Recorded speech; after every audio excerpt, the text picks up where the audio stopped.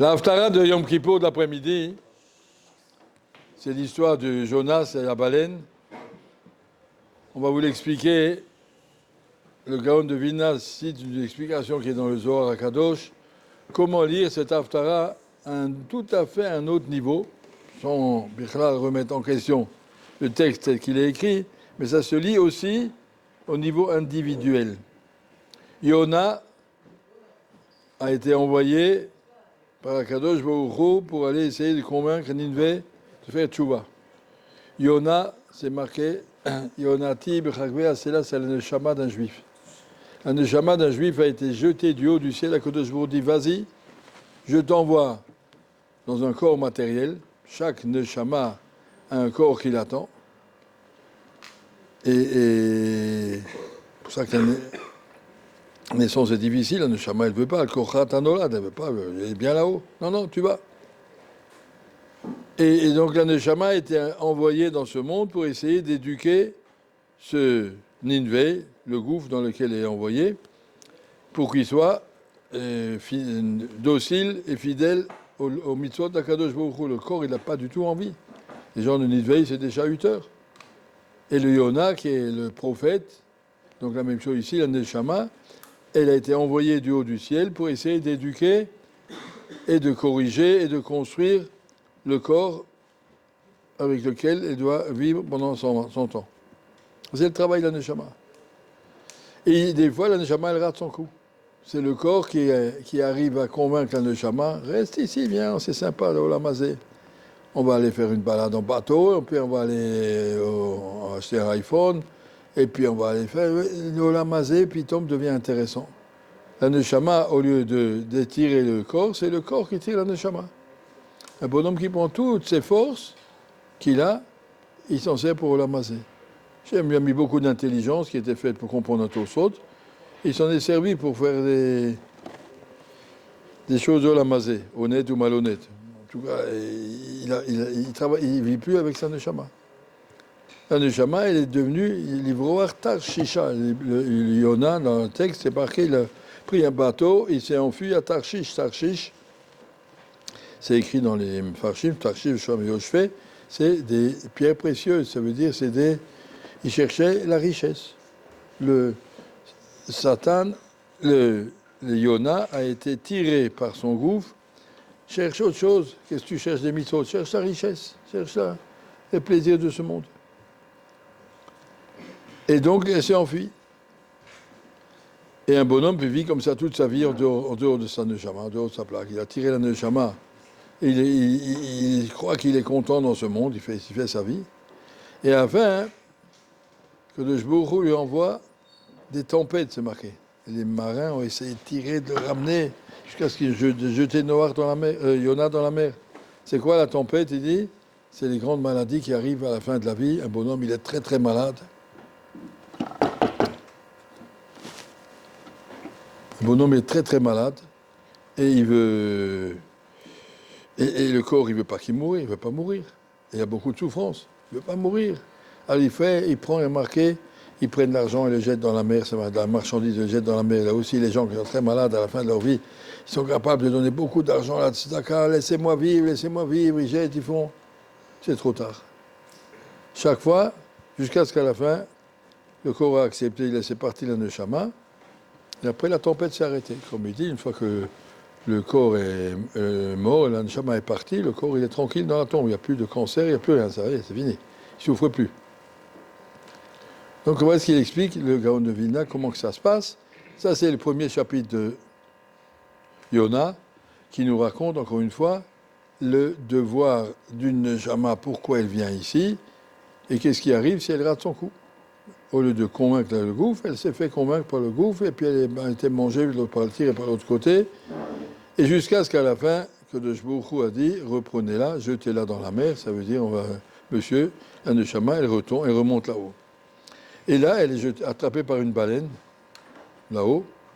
Ça veut dire que le Jbourou ne veut pas le détruire directement, le jeter dans le Gehinnom. Et il lui dit, réfléchis. La neshama, elle supplie à Kadosh Baruch Hu. Elle supplie, elle pleure. Dans le deuxième chapitre de Yona, on voit toute la tefila de la neshama qui demande à Kadosh Baruch Hu, laisse-moi vivre. laisse-moi vivre.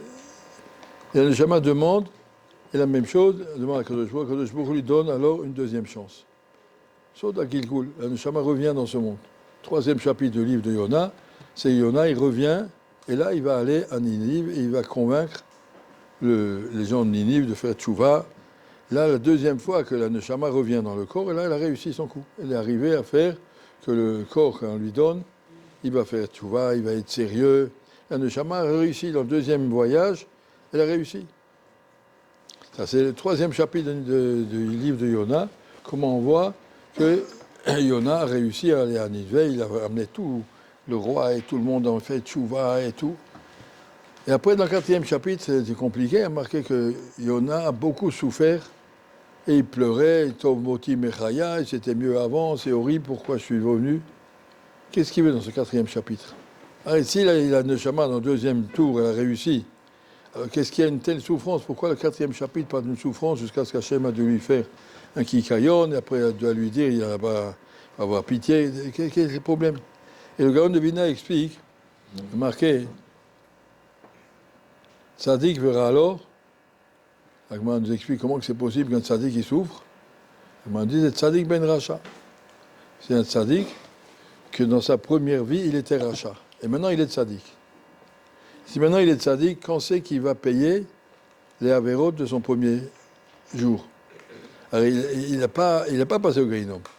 Quand il a raté, il a demandé une session de rattrapage. Il a fait un Gilgul, il est revenu. Maintenant, il est devenu Tzadik. Il va aller au Gan Eden. Mais qui va payer les avérotes du premier tour? Tzadik Veralo, c'est quelqu'un qui était Racha dans sa première vie, et qui revient, et qui maintenant est Tzadik, et maintenant il fait payer les avérotes du premier tour, Baoulamazé. Alors il sera malheureux, il sera pauvre, il sera malade, mais un Tzadik comme ça, pourquoi? C'est pour payer les avérotes la première fois. On ne peut pas monter au Gan Eden avec des crasses dans les sacs, il faut les sortir. Et ça, on les évacue à travers les Yisurim Baoulamazé. Donc, il dit le quatrième chapitre du livre de Yona, ce Yona qui a fait réussir il a fait faire tchouva à toute la ville de Ninive, donc là, dans le machal du Zohar, cette Neshama qui est arrivée dans la deuxième fois qu'elle est là, à ramener le corps à sa place, d'un corps d'Avodat Hashem, il a réussi à faire de ce corps un tzaddik magnifique. Mais maintenant, cette Neshama, elle souffre, cette personne souffre. Elle souffre de quoi? De payer beaucoup de souffrance, beaucoup de pauvreté, beaucoup de difficultés. C'était en Kapara sa première vie. Et donc, là, il y a marqué que la Neshama, elle est partie, Yona est partie, et elle s'est réfugiée sous un arbre pour avoir un peu d'ombre, et puis Moti Mechaya, j'en peux plus. La souffrance de cette deuxième vie, il aura une vie matériellement difficile. Et Kadosh Baruch Hu lui dit, c'est comme ça que tu vas t'en sortir. Il faut évacuer tout le mal qui est en toi, et comme ça, la Neshama arrivera à sa place, elle aura réussi tout son travail. Comme ça que le Gaon de Vilna nous explique un petit peu, à partir du Zohar, c'est le livre d'Haftara qu'on dit à Yom Kippour, pour qu'on comprenne bien à Yom Kippour qu'Akadosh Baruch Hu, il cherche seulement à nous aider à s'en sortir. Quand il nous envoie Michael Kamocha, après on dit à Kadosh Baruch Hu, tu es plein de chesed. Quand il fait souffrir quelqu'un, Khalila, c'est pas chesed, c'est pas par vengeance, c'est pas par punition. Hachem, il n'envoie pas de punition et pas de vengeance. Il veut l'aider comme quelqu'un il a mangé des trucs pourris, maintenant toutes ses dents sont abîmées, il faut aller chez le dentiste. Le dentiste, il va creuser, il va nettoyer. Ça fait mal, mais bon, c'est toi qui l'as voulu, c'est toi qui l'as fait. Donc tout ce chapitre, tout ce livre de Yona qu'on dit à Yom Kippour, c'est pour nous apprendre à voir comme la justice d'Akadosh Baruch Hu, elle est parfaite, elle est entière. Pas toujours on comprend. Comment que c'est possible, un tzaddik comme Yona, il souffre comme ça? Akadosh Baruch Hu lui dit, c'est pour rattraper le premier voyage. Et comme ça, pour nous aussi, comprendre que même si on ne comprend pas la Hanaga d'Akadosh Baruch Hu, pas toujours on comprend, on l'accepte. Kol mishpatav, tzedek ve'emet, la mishpat d'Akadosh Baruch Hu, et chulom mishpat. Kol drachav mishpat. Et si on comprend comme ça, alors on arrive à Yom Kippour, il y a une chose qui peut dépasser le mishpat, c'est la tfila, tchouva, tfila, tzedaka, qui permettent à l'homme de dépasser le mishpat, mais ça, Hachem, qu'on arrive à ce Yom Kippour propre et pur et honnête et sincère devant Akadosh Baruch Hu.